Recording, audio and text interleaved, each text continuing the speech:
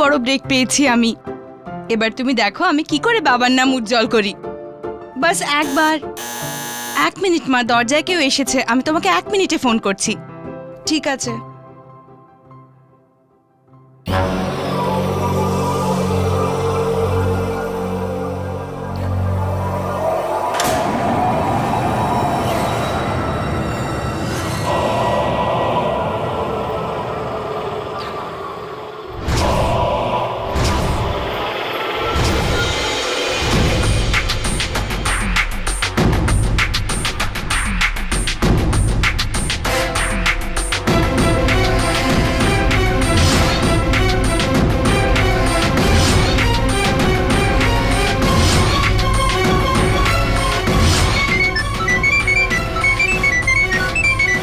Hello, উপহার পেলে আমার? কে তুমি? জেনে কি করবে? শুধু 25 লাখ টাকা নিয়ে রাত্রি 10টার সময় জগার্স পার্কের পিছনে কস্টা ভিলায় চলে এসো, না হলে এই সিডিটা। কে তুমি যে আমাকে ব্ল্যাকমেল করছো? এই সিডিটা তো রাজেশের কাছে ছিল, আর ও তো মরে গেছে। কিন্তু ধান্দা আজও বেঁচে রয়েছে। সময় চলে এসো টাকাটা নিয়ে, না হলে তোমার এই ভুল কাজে সিডিটা ঠিক হাতে পৌঁছে যাবে। তো এটার মানে এটা হলো যে সৌরভের এই কাণ্ডতে অভিযোগ আসার পর সবথেকে বেশি লাভ রূপলের হয়েছে। আর রূপল চট করে ওকে 3 লক্ষ টাকা ধারও দিয়ে দিল। এটা কি ঘটনা বুঝতে পারছি না। এক হাতে রূপল আর দ্বিতীয় হাতে তিওয়ারি আর মায়াঙ্ক। কেসটা তো আরো জটিল হয়ে যাচ্ছে। খেলা তো এবার শুরু হলো, নিউ গেম।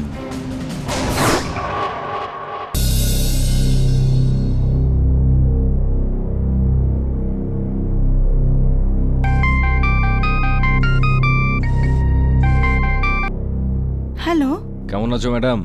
কে? সবাই আমাকে এই একই প্রশ্ন করে আর আমি সবাইকে একই উত্তর দিই। নামটা জেনে কি করবে ম্যাডাম? কাজের কথা শোনো। এমনিতে তো তোমার চুরির গল্পগুলো আদালতে পৌঁছেই গেছে, কিন্তু সবাই এখনো জানতে পারেনি। কে তুমি? গোটা পৃথিবী দেখবে তোমার কাণ্ড, আর তুমি হয়ে যাবে ইন্টারন্যাশনাল চোর। না, তুমি এরকম করতে পারো না। আর ওই ভিডিওটা তো রাজেশের কাছে ছিল না। রাজেশ তো মরে গেছে, তাহলে তুমি কে? আবার সেই ফালতু কথা। আরে কে বেঁচে আছে আর কে মরে গেছে সেটা ইম্পর্টেন্ট নয় ম্যাডাম। যেটা ইম্পর্টেন্ট হলো সেটা হলো আজ রাতে 15 লাখ টাকা নিয়ে জগার্স পার্কের পিছনে কস্টা ভিলাতে চলে এসো, না হলে গোটা পৃথিবীর কাছে কালকে সকালের মধ্যে তোমার এই চুরির ঘটনাগুলো পৌঁছে যাবে।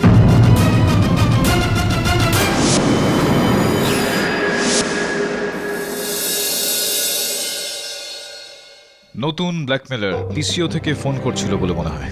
কল ট্রেস হয়েছে কি বলুন? আগে হ্যাঁ স্যার। স্যার, আমার খুব ভয় করছে। তুমি নিশ্চিন্ত থাকো সঞ্জনা। হতে পারে কেউ এমনি এমনি তোমাকে বোকা বানাচ্ছে, টাকা নেওয়ার চেষ্টা করছে হয়তো। একটা বিষয় তো একেবারে নিশ্চিত, যেই হোক না কেন এই ব্যক্তি সে এই কেসের সঙ্গে জড়িত। এই কেসের সমস্ত রহস্য সে জানে, কিন্তু এই বিষয়ে কোনো গ্যারান্টি নেই যে এই সিডিটা ওর কাছে আছে কি না। আর ডেকেছে যখন, দেখা করতে তো যেতেই হবে। যাবি বলুন? Yes sir.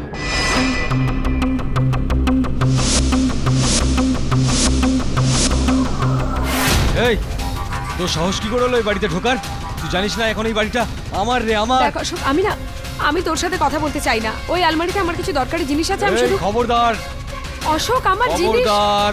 তোর সমস্ত নাটক আমি বুঝতে পারছি। তুই রাজেশের ব্যাংকের কাগজ নিতে এসেছিস না, যাতে সবকিছু তুই হাতাতে পারিস। আমার জিনিস আছে ওখানে। এই চুপ! সাবধান, যদি তুই আর এক পাও আগে বাড়াস। যা বেরো, বেরো। আর আজকের পর এই বাড়ির আশেপাশেও যেন না দেখি, আমার তাহলে তোর পা জিনিসগুলো- ভেঙে তোর হাতে দিয়ে দেবো। বেরো।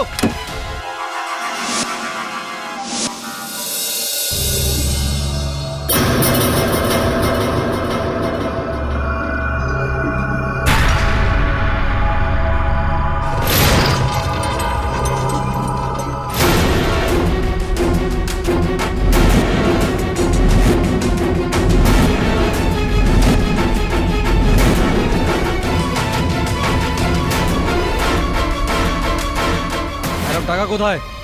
ও ম্যাডাম, টাকা। আরে ও ম্যাডাম,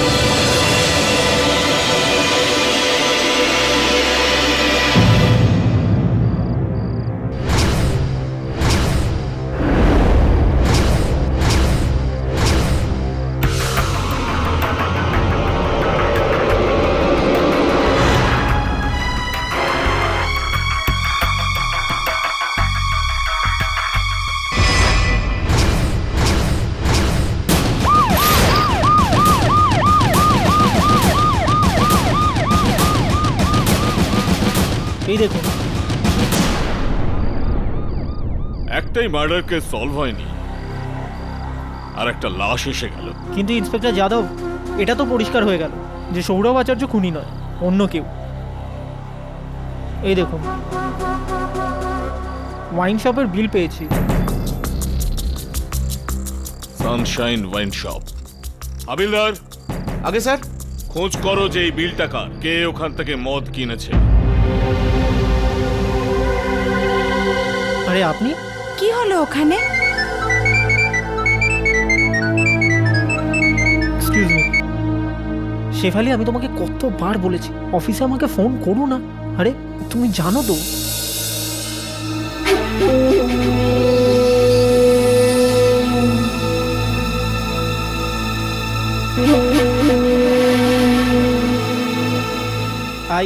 আই লাভ ইউ বাবা। Okay bye. আপনি এখনো গেলেন না? যতক্ষণ আমি ব্ল্যাকমেলারের নাম না জানতে পারবো আমার ঘুম আসবে না। বলুন কি হলো ওখানে? ওই আসলে কি শুনছি আমি? রূপলকে হত্যা করা হয়েছে? কি? হ্যাঁ স্যার, আমি যখন কৌস্তবিলে পৌঁছলাম থ্যাংক তখন গড আমি ওখানে যাইনি। ওই ব্ল্যাকমেলারই ওকে মেরেছে। দেখুন সঞ্জনা দেবী, আপনি নিশ্চিন্তে থাকুন। এখানে কে কাকে মেরেছে সেটা তো তদন্তের পর জানতে পারা যাবে। আপনি যান, আপনি এবার বাড়ি যান। যদি আপনার কাছে কোনো রকম হুমকি ফোন বা ব্ল্যাকমেলিং কল আসে তাহলে আপনি সঙ্গে সঙ্গে আমাকে জানিয়ে দেবেন। যান আপনি।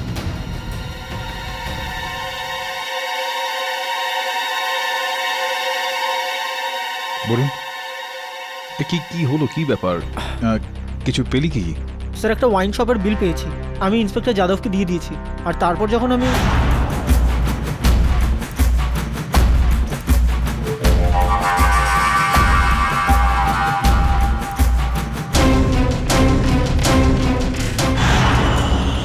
স্যার, আমার তো মনে হয় যে রূপলের মার্ডার করে খুনি বা ব্ল্যাকমেলার যেই থাক, ও ঘটনাস্থল থেকে যখন পালাচ্ছিল তখন ওর হাত বা পকেট থেকে ওই সিডিটা পড়ে গিয়ে থাকবে। কোথায় আছে সেই সিডি? দে আমাকে। স্যার আমার ব্যাগে আছে।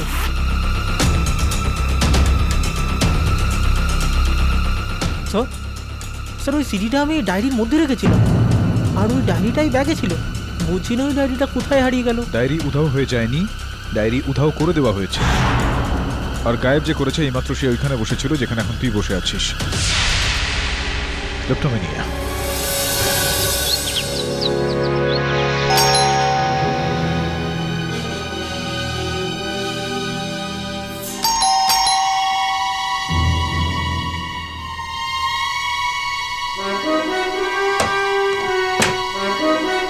কে? গুড মর্নিং সঞ্জনা দেবী। হ্যাঁ সরি, সকাল সকালে আপনাকে ডিস্টার্ব করছি। অ্যাকচুয়ালি দেখুন, কিছু মনে করবেন না, কাল রাত্রে আপনি কেডি স্যারের অফিসে এসেছিলেন। আপনি ভুল করে আমার ডায়েরিটা, না আই মিন ভুল করে আর কি। দেখুন ওই ডায়েরিতে না একটা খুব ইম্পর্টেন্ট সিডি ছিল। না না, মিস্টার পাঠকের অফিস থেকে আমি কোনো ডায়েরি নিইনি। Trust me. ওকে।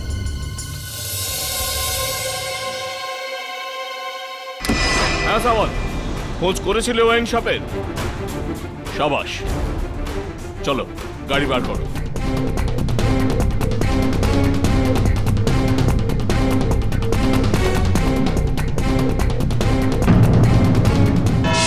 না স্যার, মায়ের দিব্যি বলছি আমি খুন করিনি। এটা স্বীকার করছি যে আমি রূপল দেবীকে ব্ল্যাকমেল করছিলাম। হ্যাঁ, ওই ব্ল্যাকমেল আপনি করেছেন, হত্যাটাও তো আপনি করেছেন, এসব করেছেন আপনি। রাজেশের সঙ্গে আগে থেকেই আপনি ওর ধান্দায় জড়িত ছিলেন। আগে না পাঠকবাবু, আমি তো আসলে রাজেশের সাথে দেখা করতে আমি যখন গোড়াই বিচে পৌঁছালাম তখন ও মরেই গিয়েছিল। আর ওর পকেট থেকে আমি একটা সিডি পাই। আমি জানতাম 15,000 টাকা রোজগার করতো আমার ভাই রাজেশ। বড় লোকদেরকে ব্ল্যাকমেল করেই ও এত বড় লোক হয়েছিল।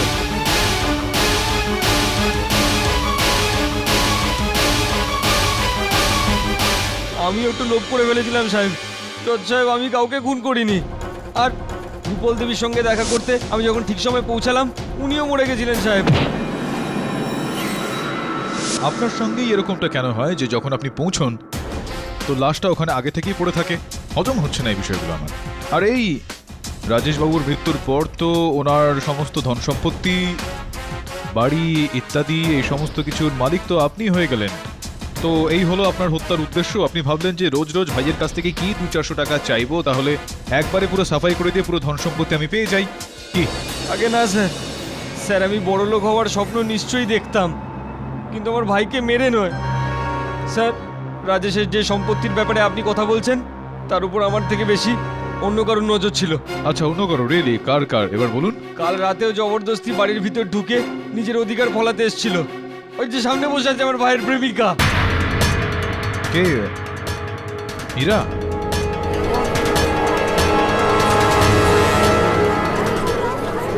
Order order. ইয়োর অনার, রাজেশের বাড়ি থেকে আমার কিছু জিনিস ফেরত আনতে গিয়েছিলাম। আচ্ছা, কিরকম কিরকম জিনিসপত্র? ওই একবার আমি রাজেশের বাড়ি ওর সাথে গিয়েছিলাম, তো আমার হ্যান্ডব্যাগটা ওখানে ফেলে আসি। কাল আমি ওর বাড়ির সামনে দিয়ে যাচ্ছিলাম, তো আমি ভাবলাম আমার হ্যান্ডব্যাগটা গিয়ে নিয়ে আসি। ব্যাস এইটুকু একটা ব্যাপারে এই এই মাতালটা শুধু শুধু এত বড় একটা ঝামেলা পাকালো। স্যার, আমার তো মনে হয় যে রাজেশকে এই খুন করেছে, যাতে রাজেশের সমস্ত প্রপার্টির ও একা মালিক হতে পারে। আপনি জানেন মীরা দেবী, আমার সহায়ক বরুণের সাহায্যে এরকম কিছু তথ্য আমি পেয়েছি যে কারণে একটা নতুন উদ্দেশ্য সামনে চলে এসেছে রাজেশ বাবুকে হত্যা করার। তুমি কোন সত্যের দিকে ইঙ্গিত করছো mister Pathak? Your honour, Meera Devi কিছুদিন আগে একজন ডক্টরের কাছে গিয়েছিলেন। ডক্টরের কাছে গিয়েছিলেন না? না, না, ডক্টর বিমল অবস্থি। ইয়োর অনার, এই কেসের সাথে ডাক্তারের কি সম্পর্ক? জসওয়াল বাবু, এক্ষেত্রে সম্পর্কটা হলো এই যে ডক্টর বিমলা অবস্থি একজন গাইনোকোলজিস্ট। মীরা দেবী ওনার কাছে গর্ভপাত করাতে গিয়েছিলেন। তো আসলে ব্যাপারটা হলো এই যে আপনি ডক্টর বিমলা অবস্থির কাছে গিয়েছিলেন, যিনি একজন গাইনোকোলজিস্ট, গর্ভপাত করাতে গিয়েছিলেন, যার অর্থ এই দাঁড়ায় যে আপনার পেটে সন্তান এসেছিল। আপনার নিজেরই বক্তব্য অনুসারে আপনার সঙ্গে রাজেশের বেশ সুগভীর সম্পর্ক ছিল। তো এটা স্পষ্ট যে আপনার পেটে যে বাচ্চাটা এসেছিল সেটা রাজেশেরই হবে সম্ভবত। আর যখন আপনি রাজেশকে এই বিষয়টা বললেন আর বিয়ে করার জন্য চাপ দিতে থাকলেন, তখন যে বিষয়টা হলো রাজেশ হয়তো অস্বীকার করে দিল। আমি বিয়ে এখন করতে পারবো না। তাহলে এই বাচ্চাটার কি হবে রাজেশ? নষ্ট করে দাও। শেষ করব, শুধু তোমার পাপকেই নয়, এই বাচ্চার বাবাকেও।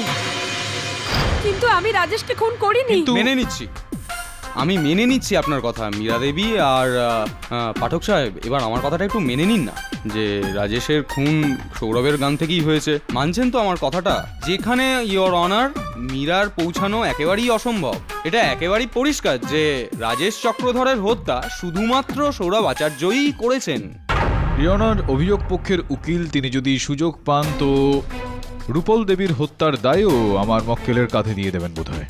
ওনার কাছে কোনো তথ্য নেই এটা প্রমাণ করার জন্য যে জেলের মধ্যে গরাদের পিছনে আমার মক্কেল হঠাৎই মিস্টার ইন্ডিয়া হয়ে উধাও হয়ে গেলেন আর রূপলকে হত্যা করার পর আবারও ওই লকআপে ফিরে আসলেন। আমি মেনে নিচ্ছি আপনার কথা, আমি মেনে নিচ্ছি যে রূপলের খুন অন্য কেউ করেছে, অন্য কোনো উদ্দেশ্যে করেছে। আর কি উদ্দেশ্যে করেছে সেটা এক্ষুনি প্রমাণ করছি। কিন্তু ইয়োর অনার, সেই কারণে অশোক চক্রধরকে এই কাঠগড়াতে আরেকবার ডাকতে হবে। অশোক চক্রধর বাবু, আপনি তো আদালতে এটা বলে দিয়েছেন যে রূপল দেবীকে আপনি ব্ল্যাকমেল করতেন, কিন্তু এটা বলেননি যে কেন ব্ল্যাকমেল। যাকে সেটা আপনার ভুল না, বোধহয় পাঠকবাবু জিজ্ঞেস করতে ভুলে গেছে। ঠিক আছে, কোনো ব্যাপার না, আমি জিজ্ঞেস করছি। বলুন, কেন ব্ল্যাকমেল করতেন আপনি রূপল দেবীকে? ওই স্যার, অ্যাকচুয়ালি রাজেশদার পকেট থেকে আমি যে সিডিটা পেয়েছিলাম তার মধ্যে রূপল দেবীর একটা ভিডিও ছিল, বন্ধ ঘরের ভিতরের এমন কিছু ছবি যার ব্যাপারে আমার বলতেও লজ্জা করছে স্যার। কিন্তু এই যে আছেন না সৌরভ আচার্য, উনি আপনাকে এর ব্যাপারে ডিটেলে বলতে পারবেন স্যার। কেন উনি বলতে পারবেন কেন? কারণ সিডিতে রূপল দেবীর সঙ্গে অন্য কেউ নেই, বরং ইনি ছিলেন। কি এসব কি উল্টোপাল্টা কথা বলছো তুমি আমার নামে? আমি আর রূপলের সঙ্গে, তাও একটা বন্ধ ঘরে? এখন স্যার আমি ভিডিওতে যা দেখেছিলাম তাই বলছি, একদম অ্যাডাল্ট সিন।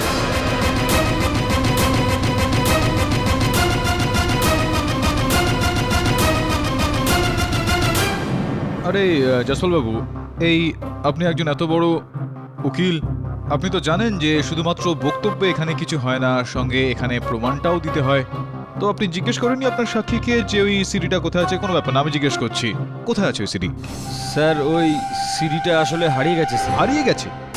স্যার রূপল দেবীর লাশ দেখে আমি যখনই ওখান থেকে হুটোপাটা করে পালালাম তখন ওটা রাস্তায় কোথাও আমার পকেট থেকে পড়ে গেছিল স্যার।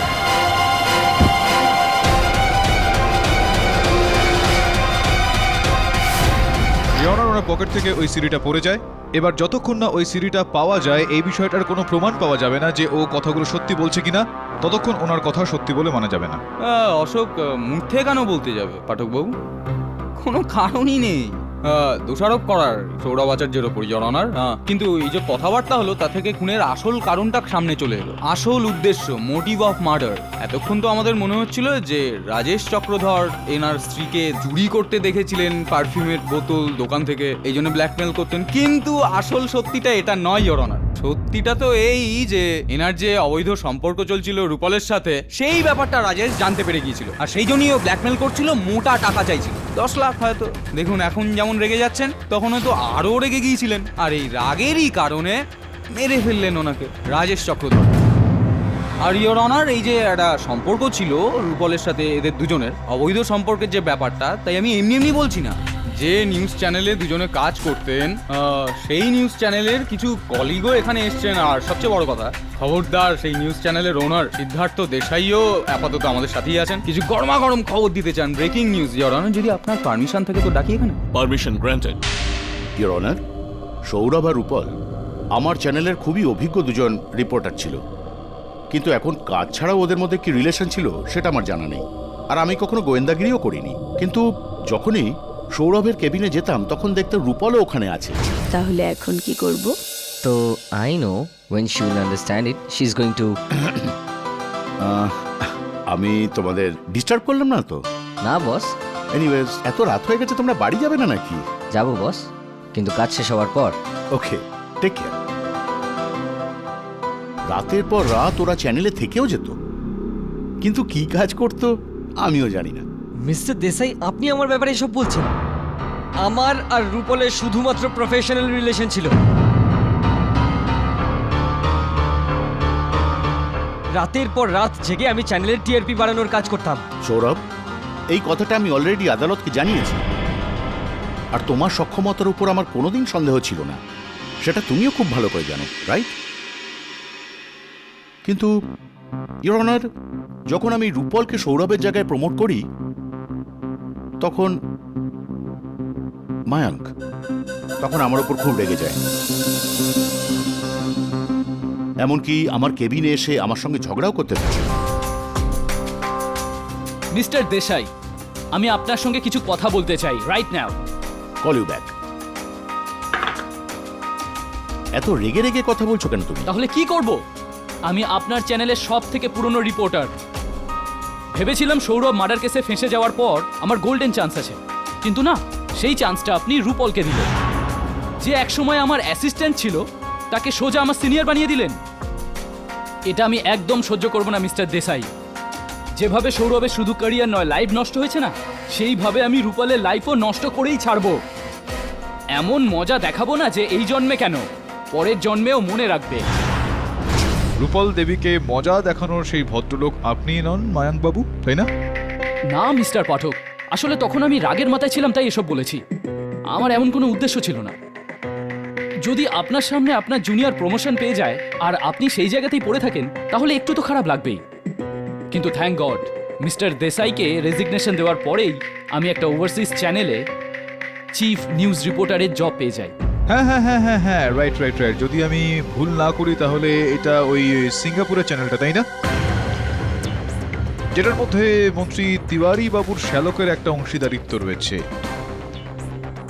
এবার সোজা আমার মনে এই প্রশ্নটা উঠছে যে এরকম কি করলেন আপনি মন্ত্রী তিওয়ারিকে তুষ্ট করার জন্য, যে কারণে উনি আপনাকে ওখানে ওই সিঙ্গাপুরের চ্যানেলে চিফ রিপোর্টারের চাকরিটা দিয়ে প্রসন্ন করল? আপনার তো মুখ বন্ধ হয়ে গেল। মন্ত্রীবাবুকে জিজ্ঞেস করা যায়। তিওয়ারি বাবু, মায়াঙ্ককে কবে থেকে চেনেন আপনি? এখন আর এত কি করে মনে থাকবে? কত জার্নালিস্ট আমার সঙ্গে মিট করে, মায়াঙ্কের সঙ্গে দেখাও হয়েছিল হয়তো। হ্যাঁ, কেননা এর আগে কখনো আপনার সঙ্গে ওকে দেখা যায়নি, কিন্তু আজকাল খুব সঙ্গে সঙ্গে থাকছেন আপনারা দুজন, দেখা যাচ্ছে। আমার সহায়ক আপনাদের দুজনকে আপনার গাড়িতে একসঙ্গে দেখেছেন, আর আপনি আপনার ওই শ্যালকের চ্যানেলে বেশ উঁচু একটা পদ দিয়েছেন মায়াঙ্ককে। তো কি কি কারণ ছিল, কেন এতটা দয়া দেখালেন আপনি ওর ওপর? এই কেসের সঙ্গে এর কি সম্পর্ক? এটা কি ধরনের প্রশ্ন জজ সাহেব? না না না না, একেবারে ঠিক ঠিক প্রশ্ন করেছি আমি আপনাকে তিওয়ারি বাবু। ইয়নার গত মাসেই একটা ন্যাশনাল চ্যানেলে তিওয়ারি বাবু সৌরভ আচার্যের ওপর প্রতিশোধ নেওয়ার কথা বলেন। তার ঠিক দুদিন পরেই রাজেশের হত্যা হয়। এটা পুরোপুরি সম্ভব ইয়নার যে এই গোটা পরিকল্পনাটা তিওয়ারি বাবু করেছেন ময়াঙ্কের সাহায্য নিয়ে। ময়াঙ্কের আগে সৌরভের বিষয়ে যাবতীয় তথ্য সামগ্রী জোগাড় করার পর একটা ষড়যন্ত্র করে ওনার গাড়ি থেকে বন্দুকটা বার করে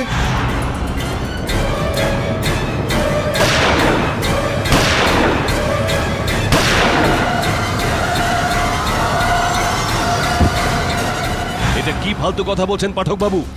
এক তো আমার মতো গুরুত্বপূর্ণ মন্ত্রীকে কাঠগড়া দাঁড় করিয়েছেন, এটাই তো অনেক। আর তার উপর আমার উপর জঘন্য দোষারোপ করছো। সজ্ঞানে আছেন তো? হ্যাঁ, আমি তো সজ্ঞানে রয়েছি মন্ত্রী মহোদয়, কিন্তু আপনি রাগান্বিত হয়ে রয়েছেন এবং এই রাগের কারণে আপনি রাজেশকে হত্যা করেছেন।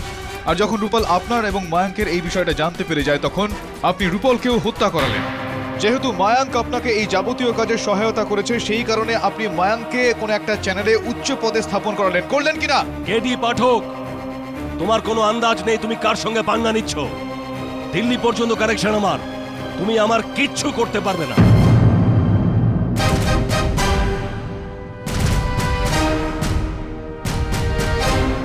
এই যে আমার ওপর তো সরব করছো না, তোমাকে তোমার সীমা আমি দেখিয়েই ছাড়বো। তোমার ওকালতি আমি বন্ধ না করে দিই তাহলে আমার নাম সদানন্দ তিওয়ারি নয়। ইয়নার, মিস্টার তিওয়ারি, আপনি প্লিজ শান্ত হন। জনতার প্রতিনিধি হয়ে এই ধরনের অভদ্র ব্যবহার আপনাকে শোভা দেয় না। এই আদালত ততক্ষণ পর্যন্ত কাউকে অপরাধী স্বীকার করে না যতক্ষণ না আরোপ পুরোপুরি প্রমাণিত হচ্ছে।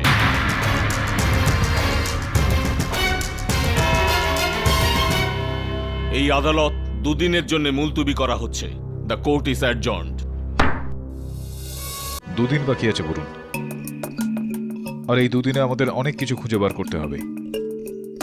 তাছাড়াও এই সময় আমার সন্দেহ ঘুরে দুজনের ওপর চলে এসেছে, অশোক আর তিওয়ারি। স্যার ময়ঙ্ক তো আছে। না বলুন, আমার অনুমান বলছে মায়াঙ্ক শুধুই একটা পুতুল যার দড়িটা তিওয়ারি বাবুর হাতে রয়েছে। আর তাছাড়াও এই যে অশোক নতুন যেই তথ্যগুলো দিল এটা তো গভীর চিন্তায় ফেলে দিল। কিন্তু বাস্তবে রূপল আর সৌরভের মধ্যে কোনো রকম আপত্তিজনক সম্পর্ক ছিল না তো, যে কারণে আগে রাজেশ সৌরভকে ব্ল্যাকমেল করছিল আর তারপর অশোক রূপলকে। স্যার যদি সৌরভ আমাদেরকে একবার মিথ্যে বলতে পারে তাহলে দুবার কেন নয়? যদি ওই স্মৃতিটা হারিয়ে না গিয়ে থাকতো তাহলে আজকে এই রহস্যটা সমাধান হয়ে যেত যে অশোক কতটা সত্যি বলছে। মিথ্যে কথা বলছে ও। সৌরভ আমাকে ধোকা দিতে পারে না। সেদিন আদালতে যখন ওর উপর খারাপ দোষারোপ করা হচ্ছিল তখন আমি রিয়েলাইজ করলাম যে আমার কত বড় ভুল হয়ে গেছে। পরুণ, আমি তোমার মিথ্যে কথা বলেছিলাম। সেদিন রাত্রিরে ওই ডায়েরিটা আমি চুরি করেছিলাম যাতে ওই সিডিটা ছিল। তাহলে আপনি আমাকে বলেননি কেন? কারণ বাড়ি যাবার সময় ওই ব্যাগটা আমি অটোতে ভুলে গেছিলাম। কত কষ্ট করে একটা প্রমাণ পাওয়া গেছিল যেটা দিয়ে আমি আমার স্বামীকে নির্দোষ প্রমাণ করতে পারতাম, আমি সেটাও হারিয়ে ফেললাম। আপনি বসুন, আমি প্লিজ বসুন, আপনি বসুন। হ্যাঁ বসুন।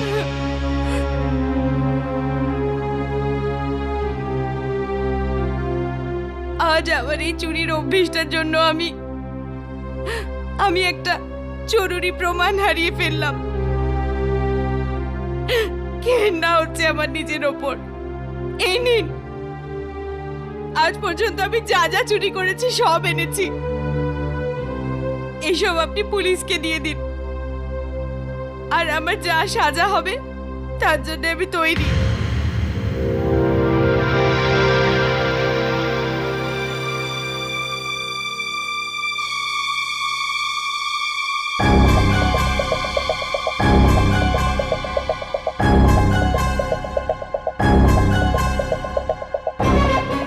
কেন জানি না আমার মনে হচ্ছে যে এই ঘড়িটা আমি রূপলের হাতে দেখেছিলাম।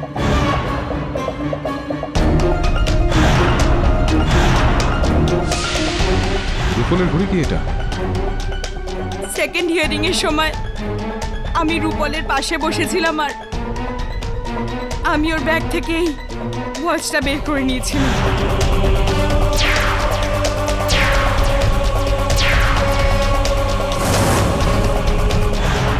ও এখন আর বেঁচে নেই, কিন্তু প্লিজ মিস্টার পাঠক, এই ওয়াচটা আপনি ওর বাড়ির লোকের কাছে পৌঁছে দেবেন। আর প্লিজ আমার তরফ থেকে সরি বলবেন।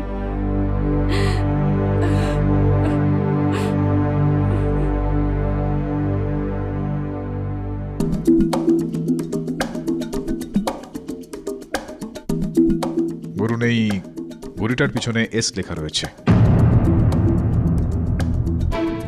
যদি এস ফর সৌরভ হয় তাহলে তো ঘড়ির সিরিয়াল নাম্বার থেকে খোঁজ নেই যেটা কোন দোকান থেকে কেনা হয়েছিল, আর এটা কে কিনেছিল। হ্যাঁ স্যার। না মিস্টার পাঠক, আমি আর রূপল শুধুমাত্র প্রফেশনাল কালিগ ছিলাম। হ্যাঁ, কিন্তু ও যখন জানতে পারলো যে আমি খবরদার নিউজ চ্যানেল ছেড়ে আমি একটা অন্য নিউজ চ্যানেলে জয়েন করছি, তখন ও আমার সাথে বেশি সময় স্পেন্ড করতে শুরু করে। কারণ ও আমার থেকে মিডিয়ার ঘাতঘাত শিখতে চাইছিল। ও এটা জানতো যে আমার থেকে বেশি আর কেউ এই ফিল্ডে এক্সপিরিয়েন্স নয়। কিন্তু কেন ছেড়েছিলেন আপনি ওই খবরদার নিউজ চ্যানেল? স্যার, অ্যাকচুয়ালি একটা রাইভাল চ্যানেল আমাকে ডবল প্যাকেজ আর ওদের কোম্পানিতে পার্টনারশিপ অফার করেছিল। এখন আপনিই বলুন, এত দুর্দান্ত একটা অফার আমি কি করে ছাড়তাম? কাজের ব্যবস্থা তো আপনি করে দিয়েছেন তিওয়ারি বাবু, কিন্তু জয়েন কি করে করব? ওই কেডি পাঠক কোর্ট থেকে অর্ডার নিয়ে আমার বিদেশ যাওয়া বন্ধ করে দিয়েছে। আর যতদিন এই কেসের মীমাংসা না হচ্ছে আমি সিঙ্গাপুর যেতে পারবো না। যাবি রে তুই নিশ্চয়ই যাবি সিঙ্গাপুরে। আর এই কেডি পাঠক তোর কিচ্ছু বিগড়াতে পারবে না। ওর নামে তো আমি আইন মন্ত্রীর কাছে জানিয়ে রেখেছি। লাইসেন্স ওর বাজেয়াপ্ত হচ্ছে, আর সাজা সেই পাবে যেটা আমি চাই। আর সেই সাজা যেমন তেমন নয়, সাজা হলো মৃত্যু।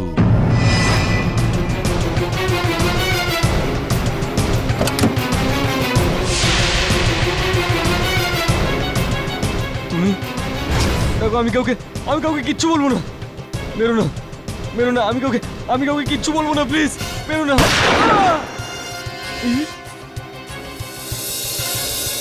স্যার, অশোক মারা যায়নি, কিন্তু খুব বাজেভাবে আহত হয়েছে, কোমাতে আছে। আচ্ছা, প্রশ্ন এখন এটা উঠছে যে প্রাণঘাতী হামলাটা কে করেছিল ওর ওপর, আর সব থেকে গুরুত্বপূর্ণ যে কেন করলো। পুলিশ কি বলছে এই বিষয়ে? পুলিশ বলছে ওরা কোনো সূত্র পায়নি, কিন্তু আমি আপনার জন্য ব্যালিস্টিক রিপোর্টের কপি নিয়ে এসেছি।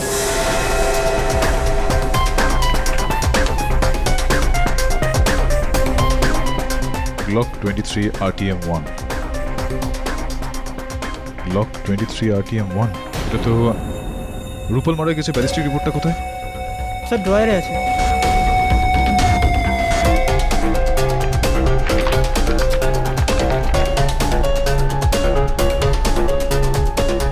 গ্লক 23 RTM-1, তোমার পুরোপুরি বিশ্বাস রয়েছে যে কাগজপত্র তোমার বাড়িতেই রয়েছে? হ্যাঁ মিস্টার পাঠক, যতদূর আমার মনে আছে আমি ওই কাগজগুলো বেডরুমের ড্রয়ারেই রেখেছিলাম।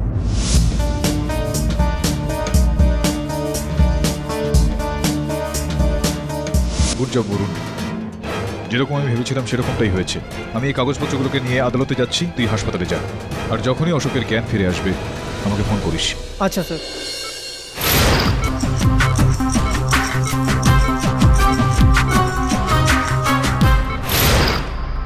আমার হাতে কিছু ব্যালিস্টিক রিপোর্ট রয়েছে। প্রথম রিপোর্ট সেই গুলিগুলোর রয়েছে যেগুলোর সাহায্যে রূপলকে হত্যা করা হয়। সেই রিপোর্ট থেকে এটা স্পষ্ট হয়ে যায় যে ওই গুলিগুলো গ্লক 23 RTM-1 বন্দুক থেকে চালানো হয়েছিল। দ্বিতীয় রিপোর্ট, ইওর অনার, সেই গুলিগুলোর যেগুলো দিয়ে অশোকের ওপর হামলা করা হয়েছিল। এই রিপোর্ট থেকে স্পষ্ট হয়ে যাচ্ছে যে সেই গুলিগুলো গ্লক 23 RTM-1 থেকে চালানো হয়েছে। তৃতীয় রিপোর্ট, ইওর অনার, সেই গুলিগুলো যা দিয়ে রাজেশকে মারা হয়েছে। পার্থক্য শুধু এতটাই রয়েছে, ইওর অনার, যে ওই বন্দুক ব্লক 23 RTM 1 এর নতুন একটা সংস্করণ, ব্লক 23 RTM 2। পাঠকবাবু কি নলেজ আপনার গান নিয়ে, কি বলবো আর। দরকার নেই কথা বলার, কেন কথা নাহলে বলছেন? আপনি আপাতত এই কথাগুলো বন্ধ করুন। কি চালিয়ে যাচ্ছেন RTF, BTF, রেঞ্জ 1, রেঞ্জ 2, নতুন পুরনো, কি হচ্ছে ইয়োর অনার? Time waste. এইসব গানের ব্যাপারে এত জ্ঞান দিয়ে উনি কি প্রমাণ করতে চাইছেন আদালতে? কি সম্পর্ক এগুলো? না, সম্পর্কটা আপনি তখন বুঝতে পারবেন না যখন আপনি 10 মিনিট প্রতীক্ষা করবেন। আমি বললাম না আপনাকে একটু সময় দিন আমাকে বলার, হয়তো সাফল্য পাওয়া যেতে পারে। ইওর অনার, এটাকে আরো স্পষ্ট করার জন্য, প্রমাণ করার জন্য আমি খবরদার নিউজ চ্যানেলের কর্মকর্তা সিদ্ধার্থ বাবুকে কাঠগড়ায় ডাকার জন্য অনুমতি চাইছি। অনুমতি দিলাম।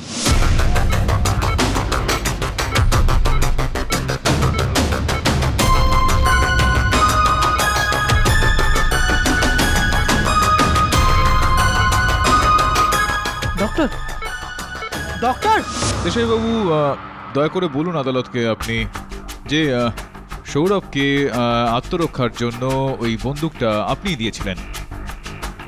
বন্দুকের মডেলটা কি ছিল দেশাইবাবু? মডেল, হ্যাঁ, কিন্তু ওটা ওই গানটাই ছিল যেটা পুলিশ গাড়ির মধ্যে থেকে বাজেয়াপ্ত করে। যেটা দিয়ে রাজেশকে হত্যা করা হয়, মানে হত্যার অস্ত্র। ব্যালিস্টিক রিপোর্ট অনুযায়ী ব্লক 23 RTF 2। রাইট। এটা বলুন যে যেই বন্দুকটা আপনি দিয়েছিলেন সৌরভকে, সেই সঙ্গে আপনি বন্দুকের কাগজপত্রগুলো দিয়েছিলেন। হ্যাঁ? ওই কাগজপত্রগুলোর ওপর এইটা কেন লেখা আছে যে আপনি যেই গান সৌরভকে দিয়েছিলেন সেটা ব্লক 23 RTF 2 না, ব্লক 23 RTF 1 ছিল, মানে পুরনো মডেল। তার মানে এই পিস্তলটা আপনি ওকে দেননি, ওকে আপনি ব্লক 23 RTF 1 দিয়েছিলেন। সেই মডেলের গান, ইওর অনার, যেটা থেকে রূপলের ওপর গুলি চালানো হয়েছিল, যেই কারণে রূপলের মৃত্যু হয়। সেই বন্দুকটা, ইওর অনার, যেটা থেকে অশোকের ওপর গুলি চালানো হয়েছিল। আর অশোক এই সময় হাসপাতালে জীবন আর মৃত্যুর সঙ্গে লড়াই করছে। আমি কি ঠিক কথা বলছি নাকি না? মিস্টার পাঠক, আমি তো কিছুই বুঝতে পারছি না, আপনি কি বলছেন? অদ্ভুত বিষয়টা দেশাইবাবু, এত সহজ একটা বিষয় আপনি বুঝতে পারছেন না। সিম্পলি অনার, যখন দেশাইবাবু সৌরভকে ওই বন্দুকটা দেয়নি, তখন ওই বন্দুক দিয়ে সৌরভ কাউকে হত্যা কিভাবে করবে?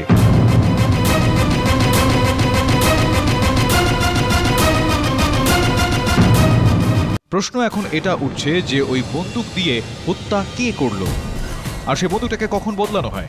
ইওর অনার, এটা স্পষ্ট যে ব্লক 23 RTF 2 দিয়ে, মানে এই বন্দুক দিয়ে, এই মডেলটা দিয়ে রাজেশকে মারা হয়, আর তারপর ওই বন্দুকটা ওনার গাড়িতে পড়ে থাকা বন্দুকটার সঙ্গে পাল্টানো হয়।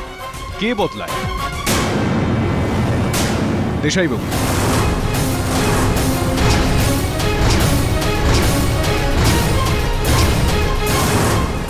আমি যতদূর জানি যে এই দুটো পিস্তলেরই মালিক আপনি।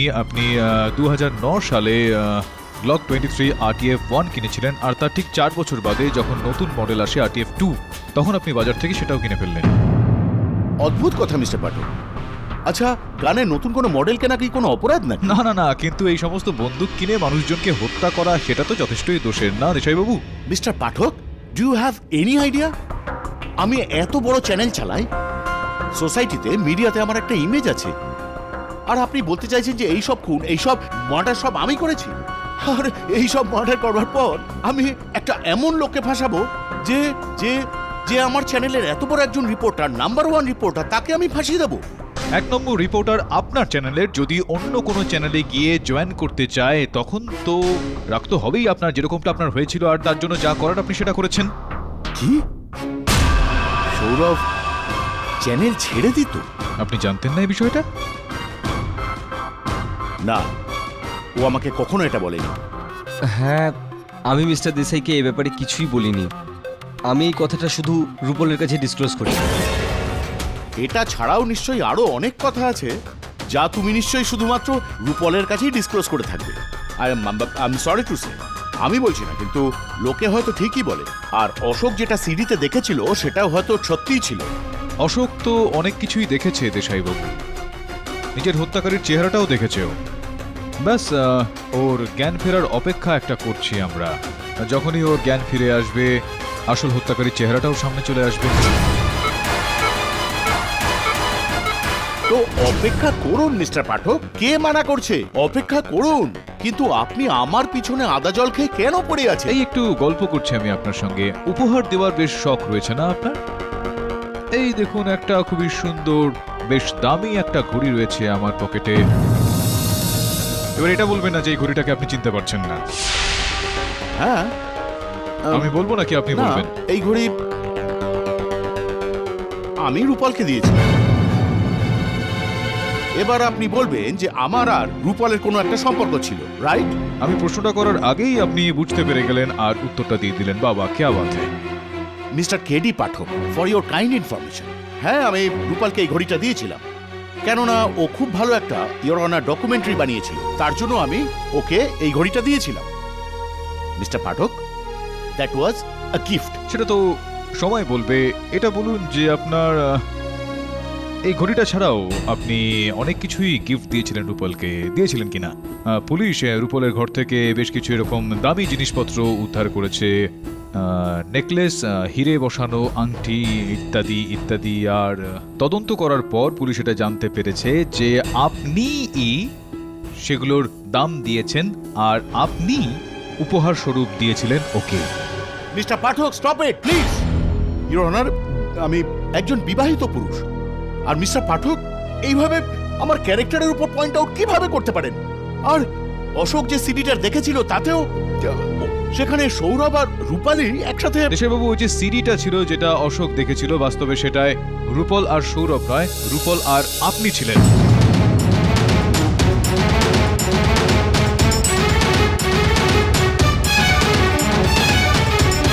রাজেশ আপনাকে ব্ল্যাকমেল করছিল, আপনার কাছ থেকে লক্ষ লক্ষ টাকাও নিচ্ছিল।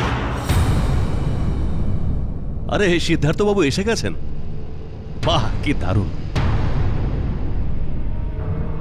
দে বা তাড়াতাড়ি সিডিটা দে। আরে না না সিদ্ধার্থ বাবু, এত তাড়াতাড়ি কি করে দিয়ে দেবো? আরে ওই সিডিটা তো আমার জন্য সোনার ডিম দেওয়া মুরগি। কিন্তু তুই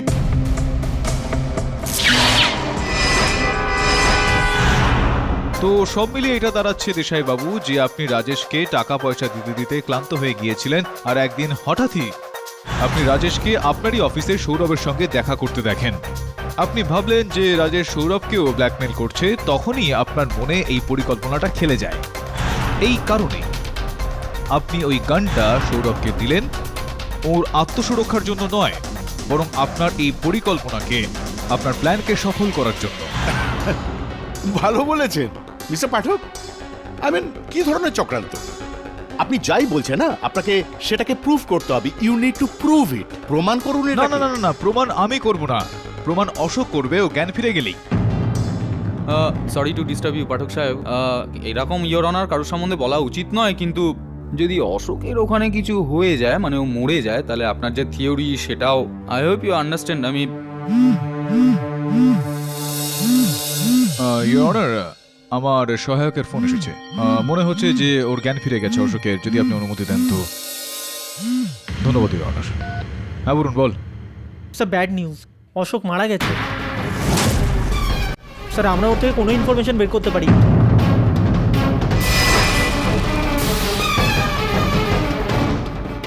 আচ্ছা, क्या बात है, বেশ ভালো খবর বলুন। জ্ঞান ফিরে গেছে অশোকের তো?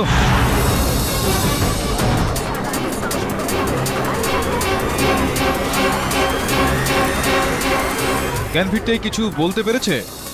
কোনো স্টেটমেন্ট দিয়েছে, কোনো বক্তব্য রেখেছে? স্যার হ্যাঁ হ্যাঁ, বুঝতে পারছি আমি যে বলতে পারছে না, গুলি লেগেছে তো। কার নাম নিয়েছে, কোনো নাম বলেছে কি? স্যার আপনি ঠিক করে শোনেননি, ও তো মারা গেছে, জ্ঞান আসবে কি করে ওর? আচ্ছা, ইন্সপেক্টর সাহেবকে বলো যে ওর বক্তব্য রেকর্ড করে তাড়াতাড়ি যেন আদালতে চলে আসেন।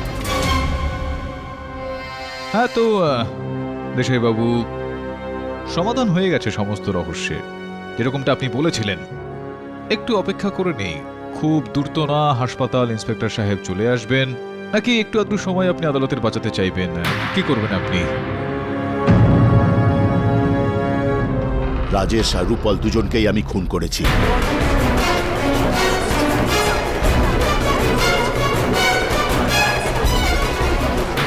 অশোকের উপরে আমি হামলা করেছিলাম, আর সৌরভকেও আমি ফাঁসাই।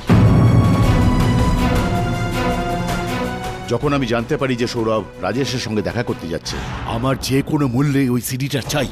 তোমার যত টাকা লাগে তুমি আমাকে বলো, কিন্তু আমি আজকেই এই কেসের শেষ দেখতে চাই, ঠিক আছে? এর জন্য তো 1 খোকা লাগবে সাহেব। কি আর যদি আজকেই ওই সিডিটা চান তাহলে রাত 10টায় গোড়াই ব্রিজে দেখা করুন।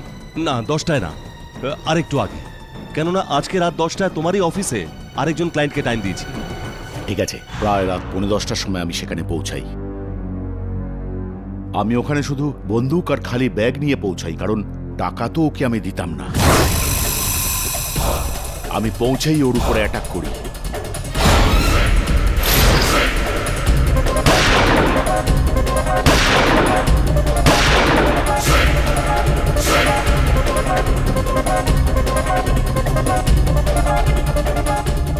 ওকে মারবার পরে সিডিটা খুঁজে পাওয়ার জন্য আমি ওর পকেটে খুঁজে দেখি, কিন্তু তখনই আমি একটা গাড়ির আওয়াজ পাই।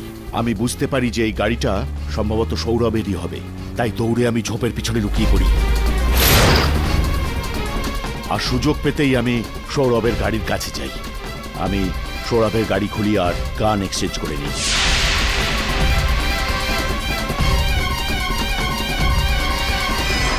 সবকিছু আমি যেভাবে চাইছিলাম সেভাবেই হচ্ছিল। এক ঢিলে আমি 2টো পাখি মেরেছিলাম। যে লোকটা আমাকে ব্ল্যাকমেল করছিল আমি তাকেও মেরে ফেলেছিলাম। আর সৌরভ, কারণ সৌরভ আমাকে কখনো বলেনি যে সৌরভ চ্যানেল ছাড়তে চেয়েছিল, আর সেটা আমি জানতে পেরেছিলাম, আর সেই জন্য আমি ওকেও ফাঁসি দিই।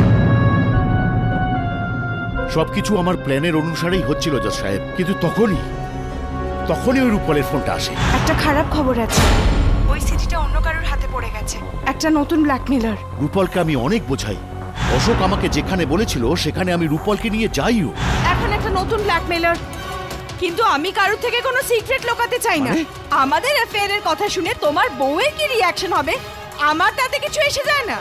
এটা তুই তখন বুঝিস নি যখন তোকে প্রমোশন দিয়েছিলাম? আমার তাতে কিছু এসে যায় না। আমার কথা শোন, যদি আমার বউ জানতে পারে তাহলে আমি তোকে ছেড়ে কথা বলবো না। তুই কি আমাকে ছেড়ে কথা বলবি না? আমি তোকে ছেড়ে কথা বলবো না।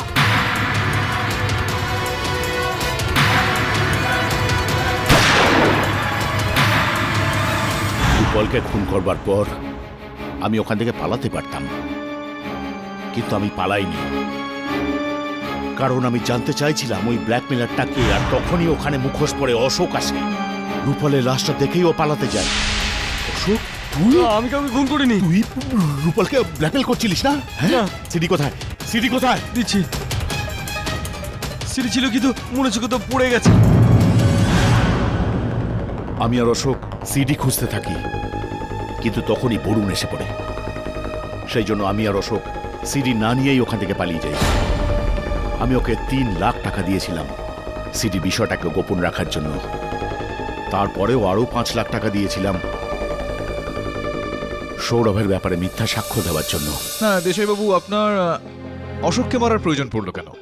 কিন্তু এতগুলো টাকা দেওয়ার পরও ও আমাকে ফাঁসাতে চেয়েছিল। আমার কাছে আর কোনো অপশন ছিল না, আর সেই কারণেই আমি ঠিক করেছি ওকেও আমি খুন করবো।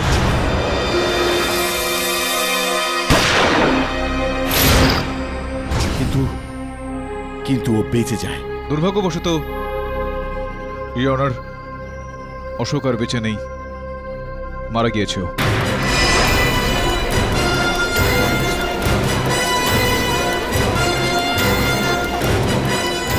আপনি একটা নয় 3-3টে খুন করেছেন দেশাইবাবু। এতক্ষণ তো আপনি বলছিলেন ও মরেনি, বেঁচে গেছে।